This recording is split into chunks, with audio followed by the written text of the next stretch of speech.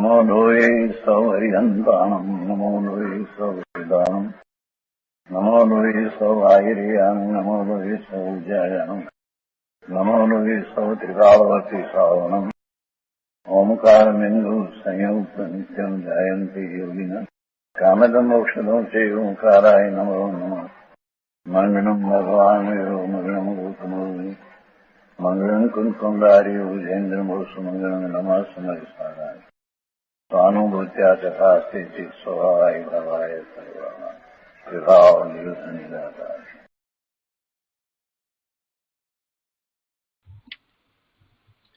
प्रवचन सार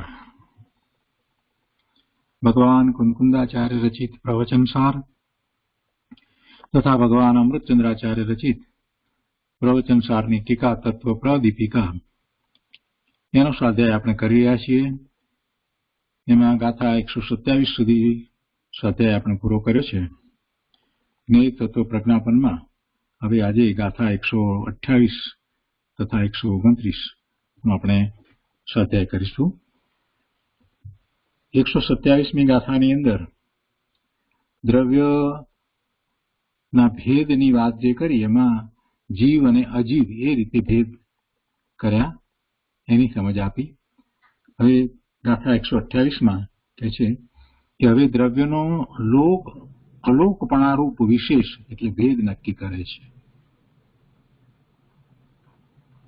લોક અને અલોક એટલે લોકાકાશ અને અલોકાકાશ એ રીતે જે ભેદ છે તે કહે છે।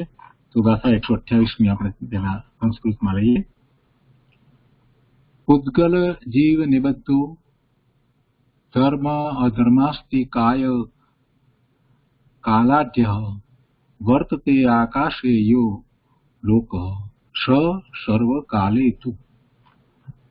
ગુજરાતીમાં ગાથા છે આકાશમાં જે ભાગ ધર્મ અધર્મ કાળ સહિત છે જીવ પૂતગલોથી યુક્ત છે તે સર્વકાળે લોક છે। આકાશમાં જે ભાગમાં ધર્માસ્તિકાય અધર્માસ્તિકાય કાળ જીવ અને પૂતગળ છે એ લોક છે અથવા તો લોકાકાશ છે। એ સિવાય બીજો જે ભાગ છે તે અલોકાકાશ છે। ગાથાના અન્વયાર્થમાં કહે છે કે આકાશે યહ પૂતગલ જીવ નિબદ્ધ આકાશમાં જે ભાગ જીવ અને પૂતગળથી સંયુક્ત ધર્મ અધર્માસ્તિ કાય કાલાઢ્ય વર્તતે તથા ધર્માસ્તિકાય અધર્માસ્તિકાય અને કાળથી સમૃદ્ધ છે સહ સર્વકાલે તુ લોક તે સર્વકાળે લોક છે બાકીનું એકલું આકાશ તે અલોક છે। આકાશમાં જે ભાગ જીવ અને પૂતગળથી સંયુક્ત તથા ધર્માસ્તિકાય અધર્માસ્તિકાય અને કાળથી સમૃદ્ધ છે તે સર્વકાળે લોક છે બાકીનું એકલું આકાશ તે અલોક છે।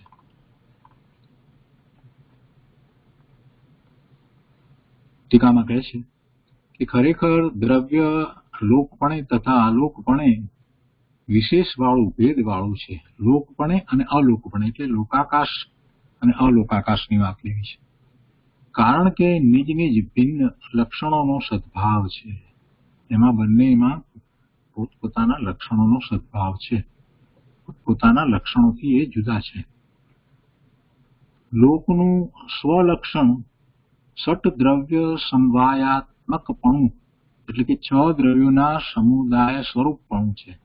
લોકનું એટલે લોકાકાશનું સ્વલક્ષણ શું છે તો કે સટ દ્રવ્ય સમવાયાત્મકપણું એટલે કે 6 દ્રવ્યોના સમુદાય સ્વરૂપ એવું એનું લક્ષણ છે એટલે કે એમાં 6 દ્રવ્યો રહ્યા છે। અને અલોકનું સ્વલક્ષણ કેવળ આકાશાત્મકપણું એટલે એકલા આકાશ સ્વરૂપપણું છે। અલોકાકાશમાં આકાશ સિવાય બીજું કાંઈ નથી એ એનું સ્વલક્ષણ છે જ્યારે લોકાકાશમાં 6 દ્રવ્ય છે। ત્યાં સર્વ દ્રવ્યોમાં વ્યાપનારા પરમ મહાન આકાશને વિશે જ્યાં જેટલામાં ગતિ સ્થિતિ ધર્મવાળા જીવ તથા પૂતગળ ગતિ સ્થિતિ પામે છે એટલે કે આ જેને ગતિ થાય છે ને પછી સ્થિતિ થાય છે, ગતિ કરે છે, રોકાય છે તો સ્થિતિ છે. તો એવા દ્રવ્યની અંદર અહીંયા કહે છે કે સર્વ દ્રવ્યોમાં વ્યાપનારા પરમ મહાન આકાશને વિશે, પરમ મહાન આકાશ તો સર્વ દ્રવ્યને વિશે છે. બીજી રીતે કહીએ તો આકાશને વિશે સર્વ દ્રવ્યો રહ્યા છે. આ લોકાકાશની વાત છે. તો જ્યાં જેટલામાં ગતિ સ્થિતિ ધર્મવાળા જીવ તથા પૂતગળ ગતિ સ્થિતિ પામે છે, એટલે જેટલા ભાગમાં ગતિ કરે છે, સ્થિતિ થાય છે, એ લોકાકાશ છે.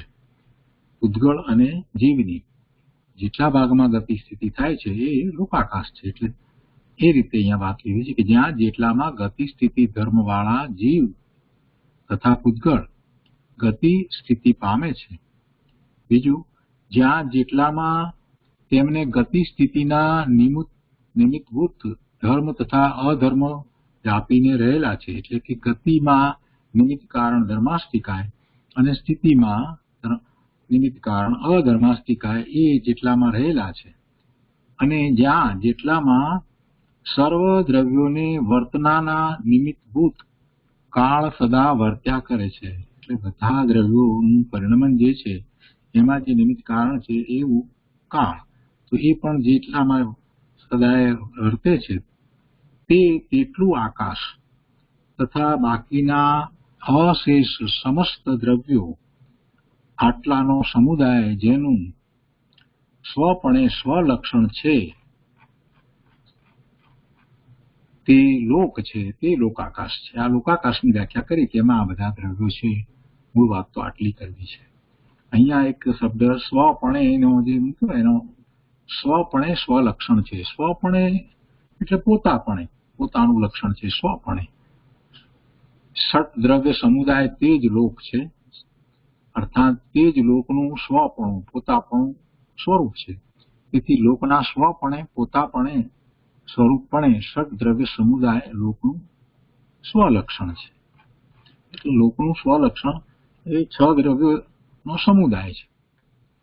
અને જ્યાં જેટલા આકાશમાં જીવ તથા પૂતગળના ગતિ સ્થિતિ થતા નથી, ધર્મ તથા અધર્મ રહેલા નથી, એટલે કે ધર્માસ્તિકાય અને અધર્માસ્તિકાય રહેલા નથી, અને કાળ વર્તતો નથી, તેટલું કેવળ આકાશ જેનું સ્વપણે સ્વલક્ષણ છે તે અલોક છે, તે અલોકાકાશ છે. આ દ્રવ્યો જેમાં જ્યાં નથી તે અલોકાકાશ છે. તો એ રીતે 128મી ગાથા છે. અને તે પછીથી 129મી ગાથા છે. એમાં ઉદ્બોધગાથમાં કહે છે કે હવે ક્રિયારૂપ અને ભાવરૂપ એવા જે દ્રવ્યના ભાવો તેમની અપેક્ષાએ દ્રવ્યનો વિશેષ એટલે કે ભેદ નક્કી કરે. જો પહેલા જીવ અને અજીવ તરીકે ભેદ કર્યો, પછી લોક અને અલોક તરીકે 128મી ગાથામાં ભેદ કર્યો, અને હવે 129મી ગાથાની અંદર ક્રિયારૂપ અને ભાવરૂપ એવા જે દ્રવ્યના ભાવો તેમની અપેક્ષાએ દ્રવ્યનો ભેદ કરે છે, વિશેષ નક્કી કરે છે. તો ગાથા 129 આપણે લઈએ. સંસ્કૃતમાં 129મી ગાથા આ રીતે છે. ઉત્પાદ સ્થિતિ ભંગા પૂતગલ જીવાત્મકસ્ય લોકસ્ય પરિણામાંતે સંઘાત તાદ્વા ભેદાત. ગુજરાતીમાં ગાથા છે. ઉત્પાદ વ્યય ને ધ્રુવતા જીવ પૂતગલાત્મક લોકને પરિણામ દ્વારા ભેદવા સંઘાત દ્વારા થાય છે. ગાથાના અન્વયાર્થમાં કહે છે કે પૂતગલ જીવાત્મકસ્ય લોકસ્ય પરિણામાત, એટલે કે પૂતગલ જીવાત્મક લોકને પરિણામ દ્વારા અને સંઘાતાત વા ભેદાત એટલે સંઘાત વા ભેદ દ્વારા. સંઘાત એટલે ભેગા થવું અને ભેદ એટલે છૂટા પડવું. ભેગા થવા અથવા તો છૂટા થવા દ્વારા પૂતગળ જીવાત્મક લોકને પરિણામ દ્વારા અને સંઘાત વા ભેદ દ્વારા એટલે ભેગા થવા અથવા છૂટા પડવા દ્વારા શું છે તો ઉત્પાદ દ્રવ્ય અને વિનાશ જાયંતે થાય છે. પૂતગળ જીવાત્મક લોકને પરિણામ દ્વારા અને સંઘાત એટલે ભેગા થવું, એકઠા થવું, અને ભેદ એટલે કે છૂટા પડવું, એ દ્વારા ઉત્પાદ, દ્રવ્ય અને વિનાશ થાય છે.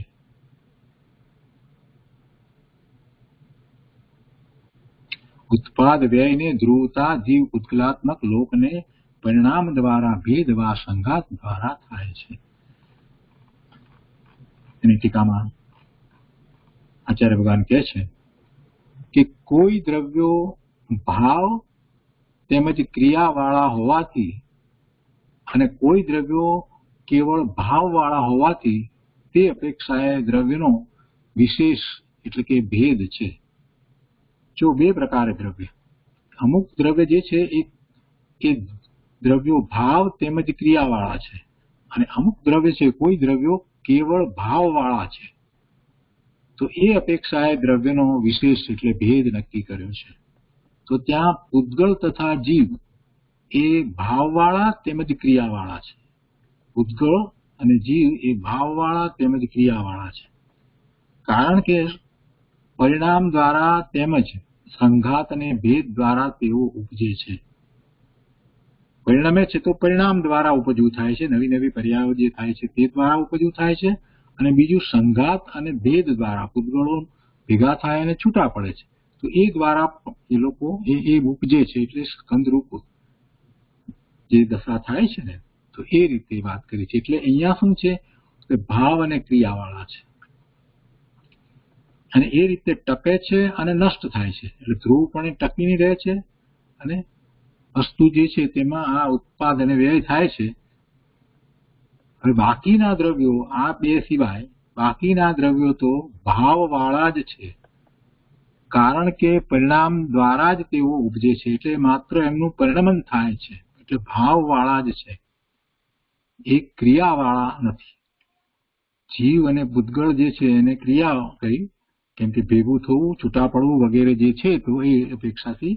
જ્યારે બાકીના ચાર દ્રવ્ય એટલે ધર્માસ્તિકાય, અધર્માસ્તિકાય, આકાશ અને કાળ એ ભાવવાળા જ છે. અને આપણે પણ એ વાતને બીજી રીતે પણ સમજ્યા છીએ કે એમનું સ્વભાવ ભાવે પરિણમન છે, જ્યારે જીવ અને પૂતગળનું બે રીતે પરિણમન છે, સ્વભાવ ભાવે પરિણમન છે અને વિભાવ ભાવે પણ પરિણમન છે. એટલે આ જે ચાર છે એમાં કઈ બીજો ફેર થતો નથી, માત્ર પરિણમન થયા જ કરે છે, એક સરખું પરિણમન થાય છે, કોઈ બીજો ફેરફાર થતો જ નથી આ ચાર દ્રવ્યમાં. એટલે બાકીના દ્રવ્યો તો ભાવવાળા જ છે, કારણ કે પરિણામ દ્વારા જ તેઓ ઉપજે છે, ટકે છે અને નષ્ટ થાય છે. આમ નિશ્ચય અર્થાંત નક્કી છે. પછી એના પછીનો ટીકાનો બીજો ભાગ છે તે આપણે આવતી વખતે લઈશું. આજે અહીંયા સુધી વાંચન રાખીએ છીએ. હવે 128મી તથા 129મી ગાથા ઉપર પૂજ્ય ગુરુદેવ કાંજી સ્વામીએ જે વિસ્તાર કર્યો છે તે આપણે લઈએ છીએ. 128મી ગાથા આજે પૂરી થશે અને 129મી શરૂઆતમાં થઈ જાય છે. તો પ્રવચન સુધા ભાગ 6 એના પાના નંબર 20 ઉપર નીચે છેલ્લો પેરેગ્રાફ. अब द्रव्य के लोकालोकत्व रूप विशेष भेद निश्चित करते हैं. लोक અને અલોક રૂપે ભેદ નક્કી કરે છે. ત્યાંથી ગુરુદેવ આપણને સમજાવે છે.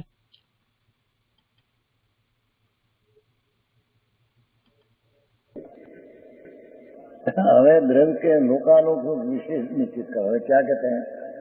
द्रव्य का जीव जीव भेद बताया. હવે દ્રવ્ય કે रहने की અને નહીં रहने का लोक અલોકના બે ભાગ બતાતા है. लोक और अलोक ये भिन्न चीजें ये कहते हैं. 128 लोक मंगल जीव निबद्धो धमाधम ठीकाए कालटो वटदी आकाशे जो लोगों को फड़कावे. आकाश नीचे आकाशમાં જે ભાગ ધર્મ અધર્મ કાળ સહિત है, जीव उद्गणों की युक्त है, ये सर्वकाल लोक है. ठीक है. वास्तव में खरेखर तो द्रव्य लोकत्व ने अलोकत्व के भेद से विशेष माने. हाँ हाँ, लोक ने अलोक एवा बे भाग है. क्यों? अपने अपने लक्षणों से सद्भाव, लोक का अपना लक्षण सद्रव्य स्वरूप रहना ही उसका लक्षण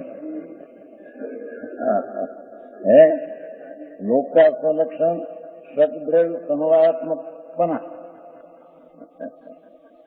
लोक का ब्रह्मांड 14 ब्रह्मांड है, उसका सद्रव्य समय स्वरूप समवाय संबंध स्वरूप सद्रव्य का समुदाय स्वरूपना है। लोक इसको कहिए जेना सद्रव्य है। उन्नति न तो लोक लोक नहीं।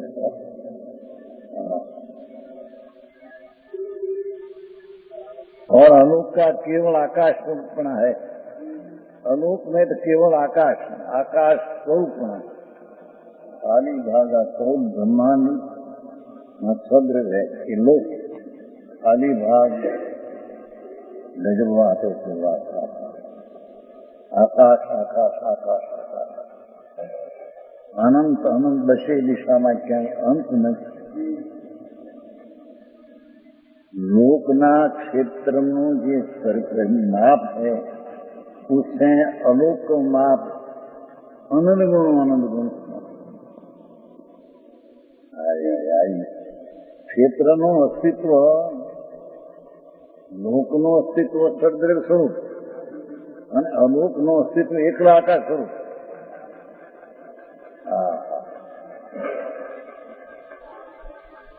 શું છે આકાશનું ક્યાંય અંત નહીં. શું છે? ક્યાં હૈ?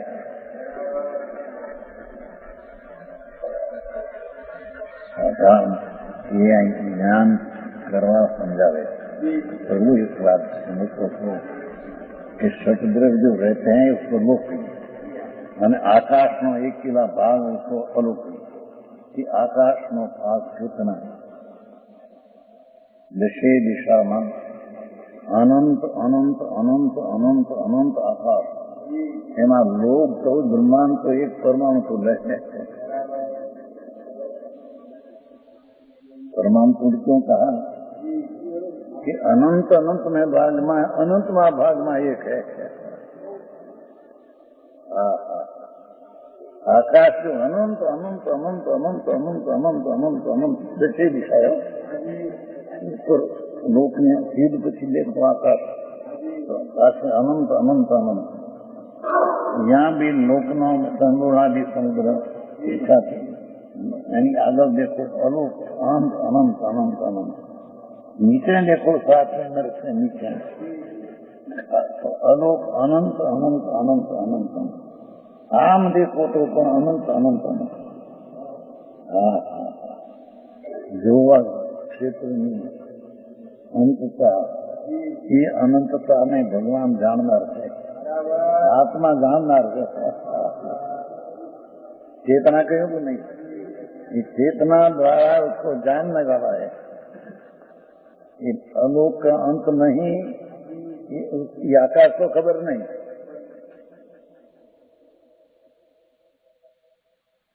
यानी कि तो जीव है के साथ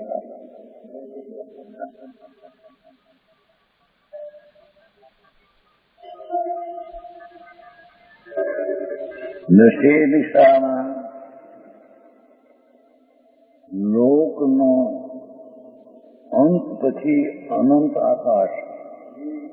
અનંત આકાશની અપેક્ષાએ અસંગ જોજન કે 14 બ્રહ્માંડ અનંત અનંત અનંતમાં ભાગમાં હે. કોઈ એના ઘરનું માપ જાણે કે આટલામાં આટલું મારું મકાન છે ઉપર ઉપર આકાશનો ભાવ એને તાબે હોય પણ ઉપર કોઈ બે બાજુ આ મકાન હોય અને ઉપર એની મેળી ઉપર આમ મેળી લઈ જાય હાથને મળે નહીં. અમારા આકાશના ભાગમાં અમારું એમાં સારું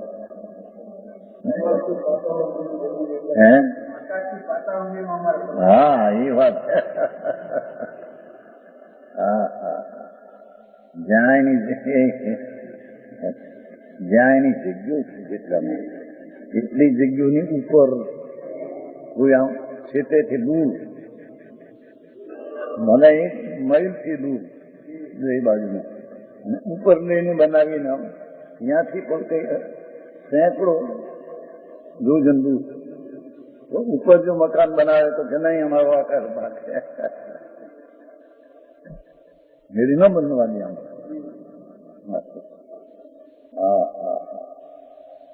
ये तेरा आकाश तेरा नहीं, सुन तो सही कहता।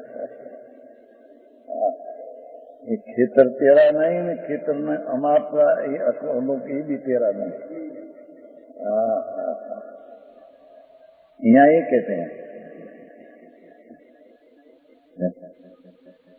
सर्वद्रव्यों में व्याप्त होने वाला परम महान आकाश में, परम महान आकाश में लोक का आकाश,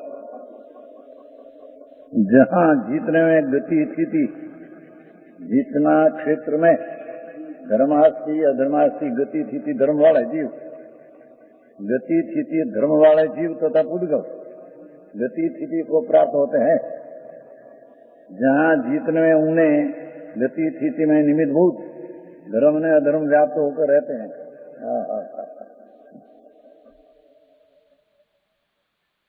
जड़ में चेतन, उद्गम में चेतन, जितना में गति करे इतना में लोक है, और ये गति में धर्मार्थी नाम का पदार्थ है, उसमें निमित्त है।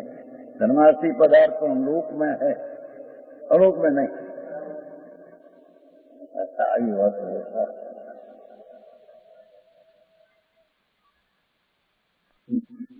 धर्म ने अधर्म व्याप्त होकर धर्म अधर्म એટલે અધર્માથી અધર્માથી तुम पाप नहीं।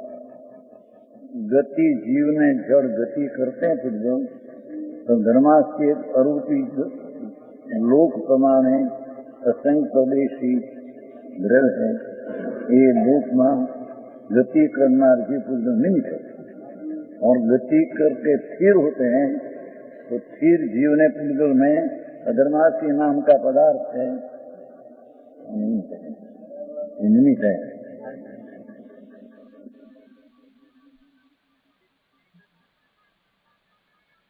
इष्टोपदेश में ऐसा भी आया आखिरी गाथा कि दरेक पदार्थ आत्मा को निमित्त है। कैसा धर्मास्थी का है वक्त, जैन गति में धर्मास्थी निमित्त है, ऐसे दरेक पदार्थ निमित्त, अपना कार्य में एक निमित्त से कार्य होता नहीं। समझ में आया है? निमित्त बिना ही कार्य होता है।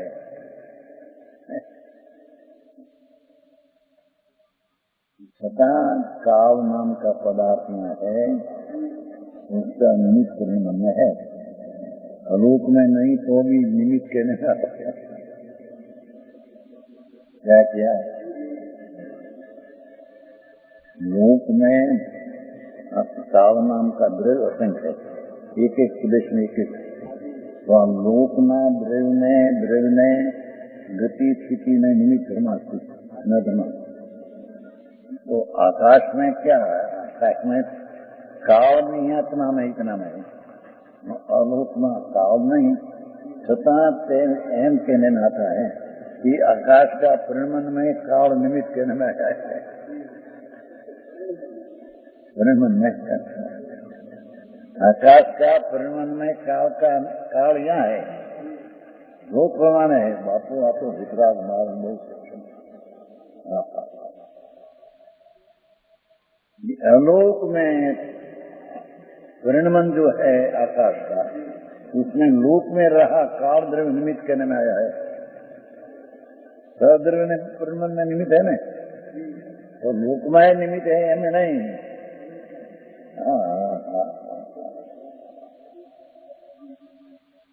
समझ आया? कुंभार नो साकर होता है ना, साकर तो એને ખીલી એક જ એટલામાં ખીલ હોય, ખરેખર થાય એમ લોકમાં કાળ નામનું દ્રવ્ય ખીલીની પેટે, પણ પરિણમન તો અલોકના બેનું કરે છે. સમજ में आया? જગતના દ્રવ્યો ભગવાને કહેલા એ અલૌકિક વાતો બાબત. હા હા હા, ચાકો ખરે ને આમ કાકડામાં નિમિત્ત કહું છું એટલામાં જ સીધી આ તો ખરે. એમ आकाश लोक में अलोक प्रमाण है, कालद्रव का लोक प्रमाण है, सीधी निपेट तथा सर्व लोकालोक में आकाश में परिणमन में कामित है.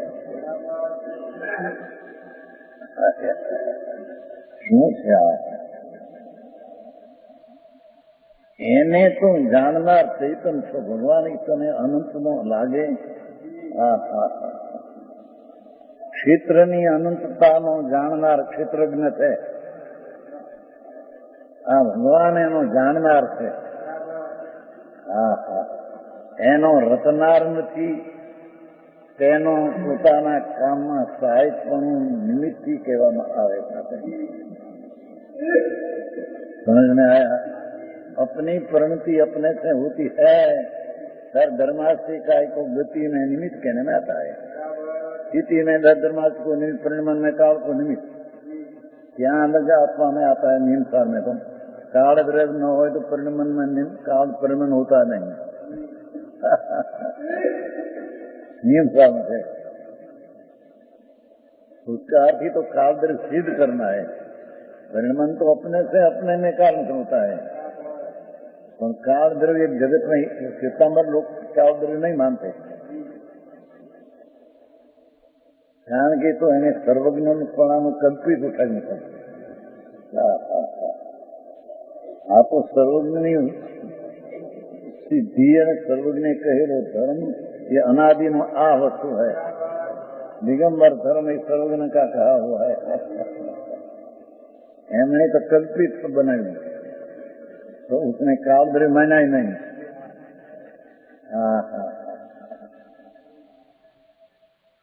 तो અહીંયા તો આત્મા જ્ઞાન પ્રમાણ, જ્ઞાન જ્ઞેય પ્રમાણ. तो જ્ઞેય છે એમાં કાળ દ્રવ્ય તો માન્યા નહીં उसने, तो उन्होंने ज्ञान में प्रमाण एक अर्थ हो गया. શું કહ્યું? पाठ में ऐसा है आप सर्वप्रथम कि आत्मा ज्ञान प्रमाण है और ज्ञान ज्ञेय प्रमाण है. तो जितना ज्ञेय है इतना प्रमाण ज्ञान जानते हैं. तो ज्ञान ज्ञेय प्रमाण में जो काल द्रव्य माना नहीं, तो ज्ञेय जो सर्व अनंत असंख्य कावानों में अनंती पर्याय ये ज्ञेय है. तो ये ज्ञेय तो माना नहीं. तो ज्ञान में ज्ञेय वो अल्प है, उसको जानने वाला रहा, पूर्ण नहीं जानने वाला नहीं रहा. मेरी बात का समझ में आया? पर एवी क्या बड़ी दरकार जरूरत नहीं. ये वाला में जन्म आई. आप प्रणभ जिनेश्वर देव નું આ વચન છે. આ શાસ્ત્રના जिनेश्वर देव નો આ ધર્મ છે. આ કલ્પિત છે ને એ વાત નથી. જ્ઞાન ને જયારે જ્ઞેય પ્રમાણે કહીએ તો જ્ઞેય જે જીતના છે ચેતનાના પ્રમાણમાં જ્ઞાન. તો હવે જ્ઞેયમાં काल को तो माना नहीं उसने. यहाँ कहते देखो धर्म धर्म व्याप्त होकर रहते और जितने में सर्वद्रव्यों को वर्तना में निमित्त भूत काल है, जीतने में सर्वद्रव्यों को वर्तना में निमित्त भूत काल सदा वर्तता है. ज्ञान की महत्ता बताना. ज्ञान इतनी सब चीज है, सबको जानते हैं. तो ये चीज में कमी मानते हैं तो उसका ज्ञान में कमी हो गया, तो सर्वज्ञ ज्ञान रहा नहीं. समझ में आया? काल द्रव्य कहा सर्वद्रव्यों के वर्तना में दरेक द्रव्य का परिणमन में निमित्त भूत काल द्रव्य सदा वर्तता है, सदा वर्तता है काल द्रव्य. तो जेने काल द्रव्य मानो नहीं श्वेतांबर काल मानता नहीं, काल तो 5 દ્રવ્યની પર્યાય છે કાળ. એ પર્યાયને કાળ છે. મોટું છે, મોટો છે.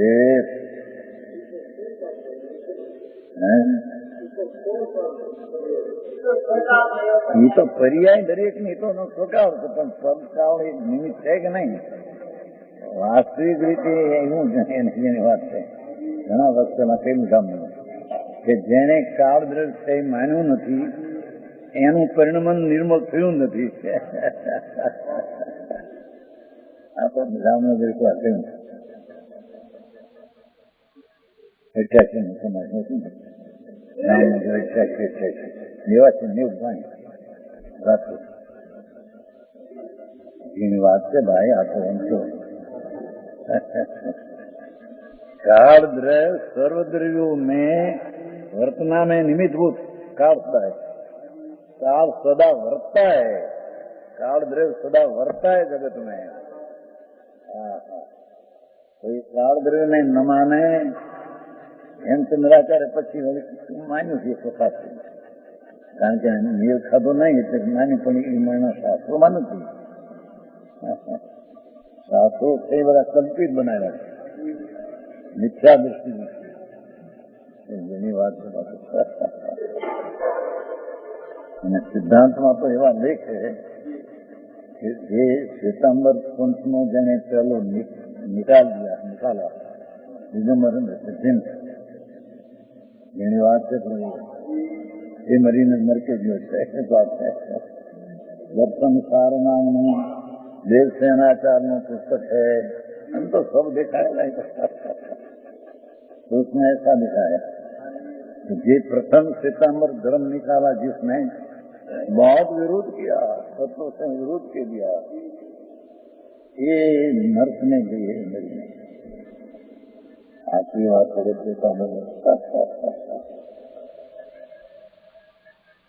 અહીંયા ये कहते हैं कि काल द्रव्य असंख्य वर्ते हैं सदा.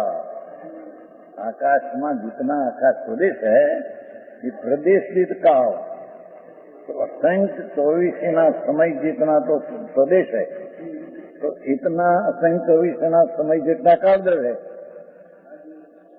अरे क्या बात है.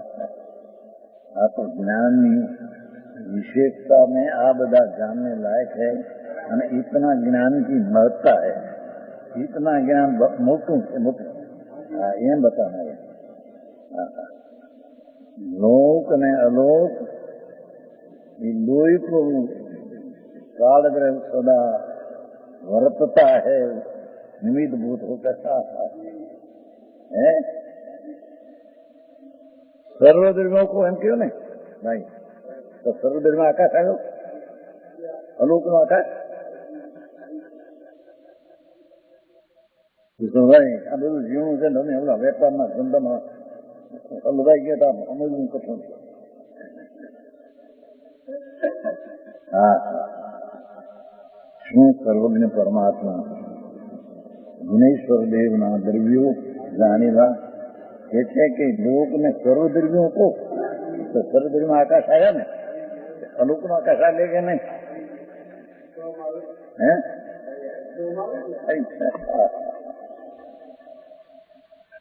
સર્વદ્રવ્યો કહો એમાં આકાશ દ્રવ્ય કહો તો આકાશ દ્રવ્ય કે લોક જ પ્રમાણ છે નહીં, તો લોકના લોક પ્રમાણે આકાશ દ્રવ્ય. નવી વાત લાગે છે, નવી નથી, અનાદિની ભગવાનની તેવી વાત છે.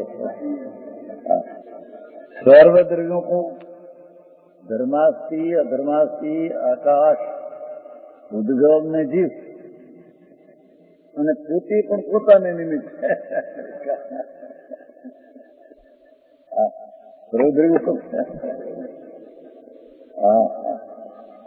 वर्तमान में निमित्त भूत. काल सदा वर्ता है. શું પ્રભુની વાત. હવે એની નિવૃત્તિ છે. સદ્રવ્યનું શું સ્વરૂપ છે એ પર્યાયનો ધર્મ છે કે સદ્રવ્યને જાણે એવું તો પર્યાયની તાકાતવાળું સ્વરૂપ છે. पर्यायने यथार्थ जाने તેને સદ્રવ જાણવામાં આવી જાય. समझ में आया? પૌષ્ટિકમ है જેને પર્યાય માન્યું નથી એને સદ્રવ માન્યા નથી અને જેने पर्याय मानी है उसने सद्रव माना है. समझ में आया? पौष्टिकम है. राजमन टीका है ना. हाँ हाँ हाँ ये बात पूछो बात में कि तारा चैतन्य स्वतंत्र प्रकाशक चेतना साकार चेतने ये बताने में आप बताते हैं. तुम कोई का करता नहीं पर कोई के जानने बिना रहते ऐसा नहीं. समझ में आया? कोई चीज का खरेखर तो ज्ञानी राखा ही करता नहीं पर ज्ञान में कोई जानना बिना रहे ऐसी चीज नहीं. हाँ हाँ आऊं सर्वद्रव्यों को जीतने में सर्वद्रव्यों को वर्तना में निमित्त सदा चेतना में वर्ता है. वह उतना आकाश तथा शेष समस्त द्रव्य उनका समुदाय जिसका स्वप्न से स्वलक्षण है या लोक है. आकाश में जन्म निमित्त सदा काल वर्तमान वर्ते એને અહીં બહારમાં વર્તું નથી પણ એનું પરિણામ સદગરીમાં છે. અહીં તો જીતના में એમ કહ્યું ને निमित्त भूत काल सदा वर्ता है लोक में. वह उतना आकाश में शेष समुद्र उनका समुदाय जिसका स्वप्न है स्वलक्षण क्या लोक है. समझ में आया? जीतना में काल द्रव्य है अस्थिपण है वर्तना में निमित्तपण है अस्थिपण है. जीतना में ये बात भले निमित्त अलोको हो पर वर्ता है रहता है लोक में. हाँ हाँ हाँ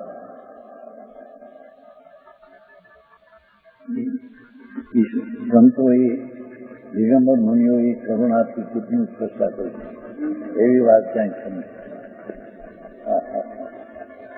લોકોને દુઃખ લાગે કે ત્યારે અમારો ધર્મ ખોટો વસ્તુના સ્વરૂપનો વિચાર કરતો તને લાગે સત્ય ને અસત્ય. हाँ हाँ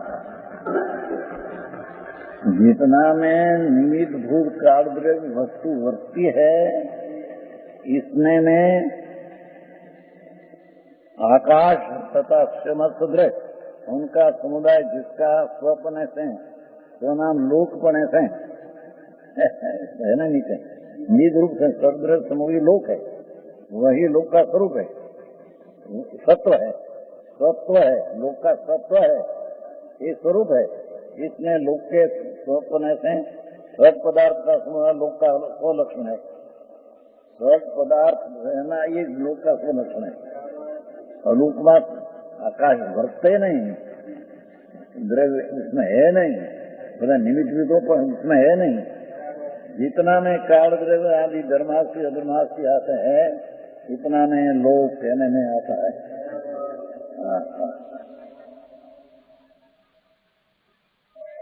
एमा ये गड़बड़ है.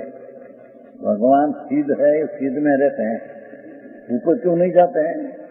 तो शास्त्र में धर्मावस्था का अभाव क्या अभाव कहना है तो उसमें देखो जो धर्मावस्था का अभाव के कारण क्या टिक रहा है. तो लोक का द्रव्य लोक में ही रहते हैं. लोक का द्रव्य कहा नहीं काल पर लोक में ही रहते हैं. ऐसे सीध आदि पर्याय लोक में ही रहती है उसका अपना स्वभाव है. धर्मास्थी नहीं माटी जाता है माटी धर्मास्थी न हो तो जाए ऐसी बात है नहीं. आप प्रमाण शास्त्र में कहा है कि लोग उसकी अपनी योग्यता ત્યાં लग जाने की है बस. तब धर्मास्थी का नहीं ऐसा निमित्त से कथन किया. देह से मुक्त हो परमानंद में नाद को उनको तो लोग तक जाते हैं, पीछे नहीं जाते हैं। तो शास्त्र बोले धर्म खरेखर तो एनो अर्थ ही कि क्या लग जाने की अपनी योग्यता है, जिससे लोग के अंत में जाने की स्थिति बस है, पीछे जाने की अपनी योग्यता ही नहीं। आई बात है।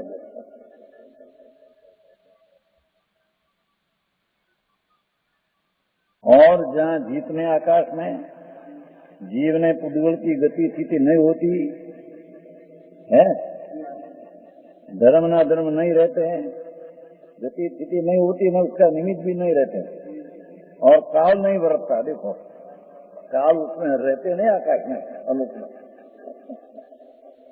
हाँ, उतना केवल आकाश जिसका स्वरूप है, स्वलक्षण है, स्वपने से स्वलक्षण है। हाँ हाँ, वो आलोक है।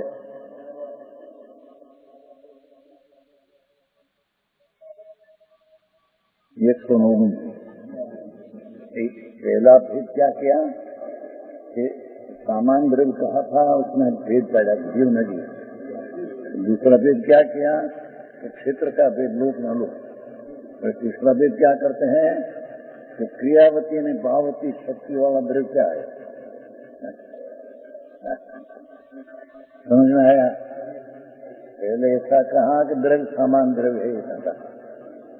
पीछे कहा कि द्रव्य का दरेक लक्षण भिन्न भिन्न है, बाकी ते द्रव्य भिन्न भिन्न है। અને તે रहने का स्थान कितना है कि लोक प्रमाणे है ना लोक में नहीं, आकाश में है। एक भेद बताया। હવે દરેક દ્રવ્ય की शक्ति एक બે गुण है, भाववती शक्ति और क्रियावती हम सूत्रांतर था। ये બે शक्ति सदर में कितने के भाव शक्ति है, कितने की क्रिया शक्ति है।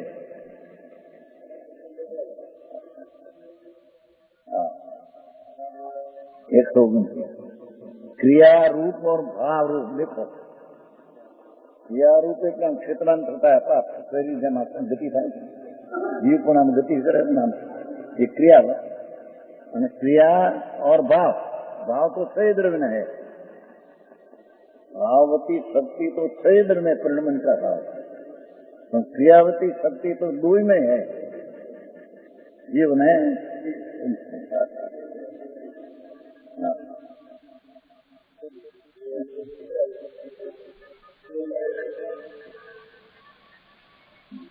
पग हम गति करते हैं तो पग तो जमीन को छूटे ही नहीं, अपनी क्रियावती शक्ति के कारण एक गति करते हैं। आत्मा की प्रेरणा है, हमारे शरीर चलते हैं, ऐसा है नहीं। इस पग जो चलते हैं ये जमीन को छूते नहीं, क्योंकि जमीन का परमाणु नचनावा परमाणु वच्चे अत्यंत भाव है। ठीक, હવે जितना में गति करवानी क्रिया शक्ति अपने में है, तो वही क्रिया शक्ति के कारण हम पग चलते हैं, आत्मा से नहीं, आत्मा की प्रेरणा से नहीं। हाँ हाँ, काल द्रव्य का परिणमन है तो उससे गति करते ऐसे नहीं, उसकी क्रियावती शक्ति है। विस्तार है उसका बहुत समझ में आया। जड़ में चैतन्य शुद्ध चार में, धर्मास्ती धर्माचार काल नहीं, जहाँ है क्या है, हम क्षेत्रांतर नहीं होता। जीव ने पुद्गल क्षेत्रांतर था कि पग चाले से क्षेत्रांतर में आत्मा नो क्षेत्रांतर थी, ये अपने से यहाँ था आम।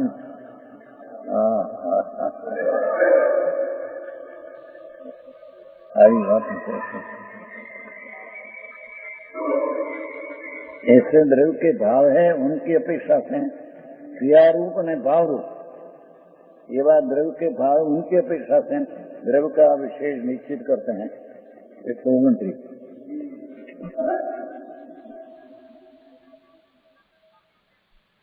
उपाद थीदी विभंगा थीदी भंगा कोगल जीव पदस्थ लोगस्थ परिणामा गायंती संघातादो भेदादो नीचे आ रही ઉત્પાદ વહીને ધ્રુવતા જીવ પુદગલાત્મક લોકને પરિણામ દ્વારા ભેદવા સંઘાત દ્વારા થાય છે.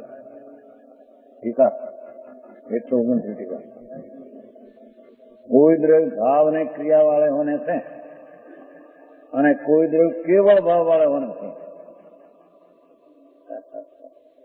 આવું આમી મળે છે. પછી જડની ક્રિયા એ આત્મા કરते हैं.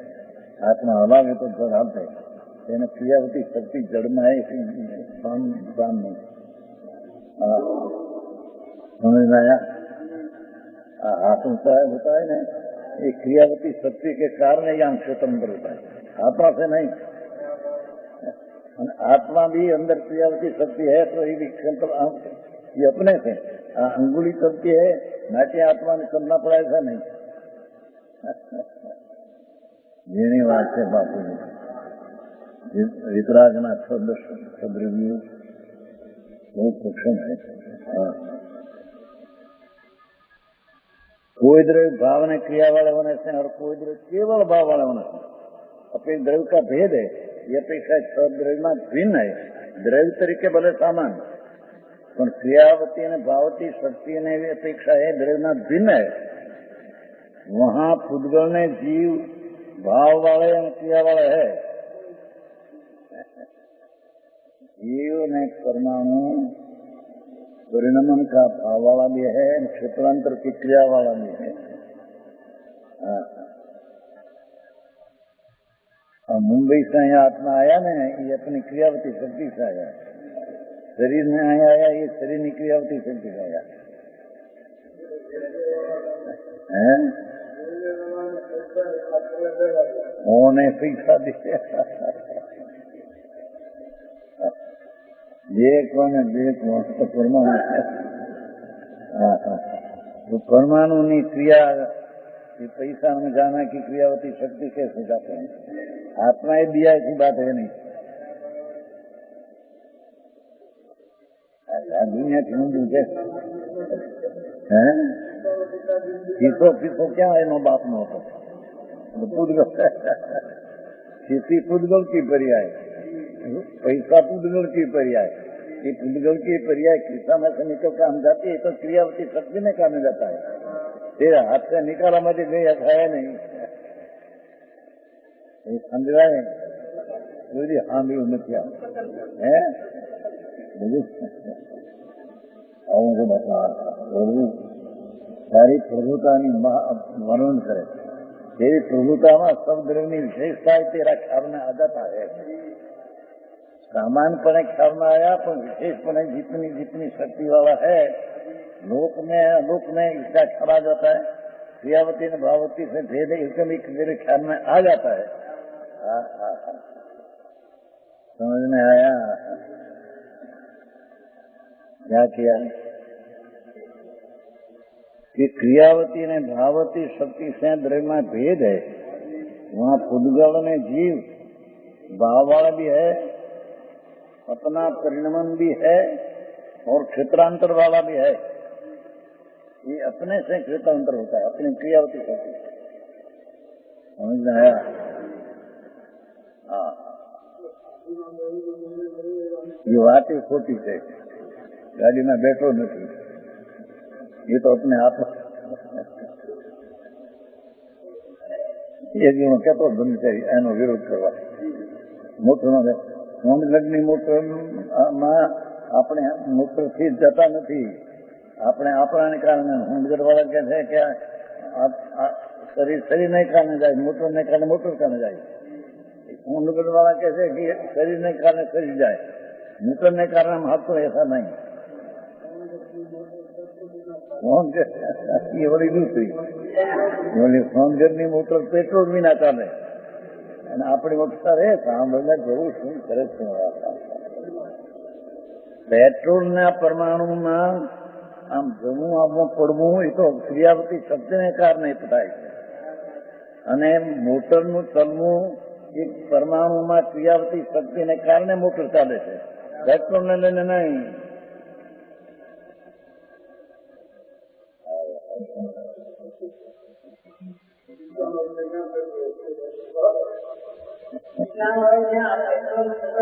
એને હવે છે ને અહીં મોટું છે ને ગોળી એનું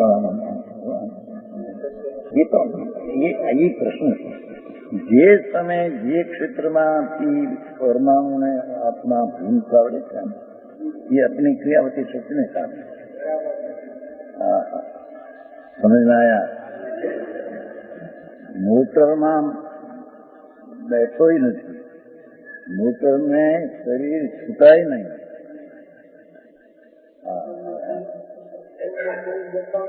बैठो नहीं, छूटा ही नहीं, छूटा ही न बैठ के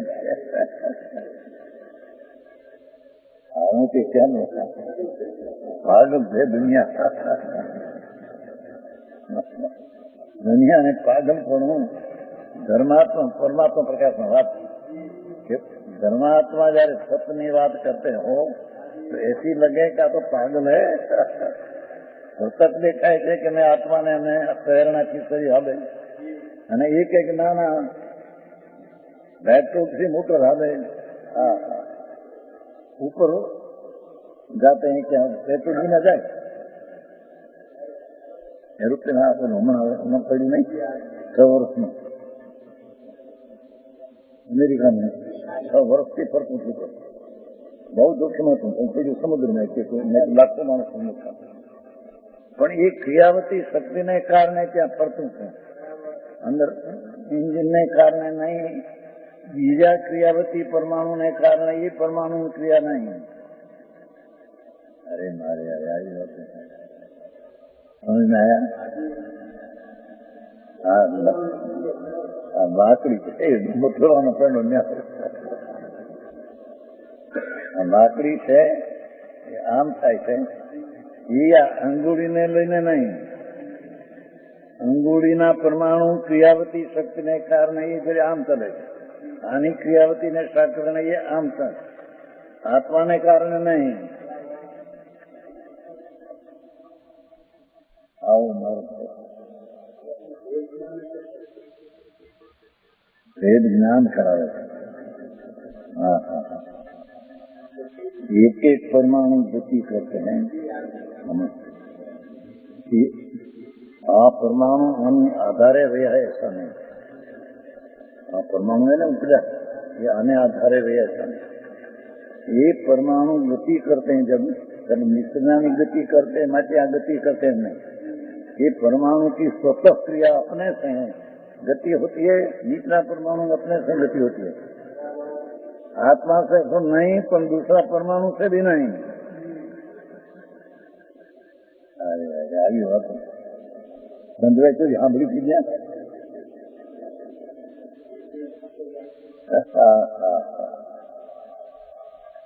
एक एक परमाणु ये गति करते हैं ये अपनी क्रियावती शक्ति ने कारण।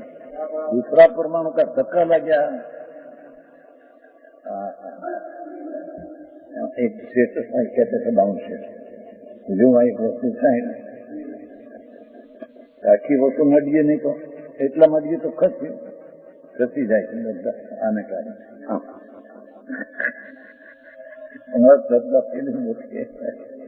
બધી વાત જૂઠી છે। હજુમાંથી હજુ સામે નથી। એના પરમાણુની ક્રિયા તે કાળે તે પ્રકારે આ ગતિ કરી માટે આને ગતિ કરી એને નથી। એ પરમાણુની ક્રિયાવતી શક્તિને કારણે ક્ષેત્રાંતર થાય છે એનો ક્રિયાવતી નામ ધર્મ ગુણને લઈને।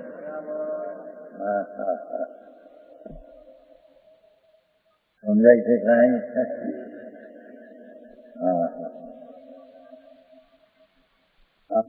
ખીલી પડે લાકડામાં, ખીલી હોય છે ને લોટાની, वो कहते हैं कि खिली परमाणु अपनी क्रियावती शक्ति के कारण अंदर हम आ जाते हैं। थोड़ो मार्यो माटी आ जाते हैं नहीं।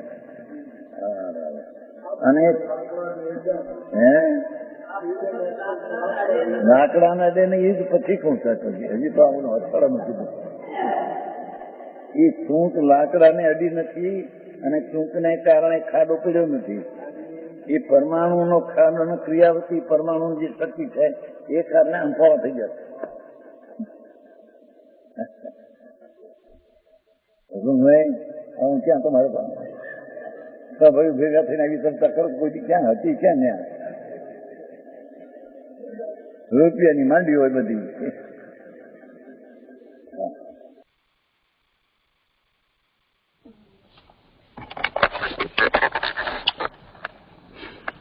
આજનો સ્વાધ્યાય અહીંયા સુધી રાખીએ છીએ.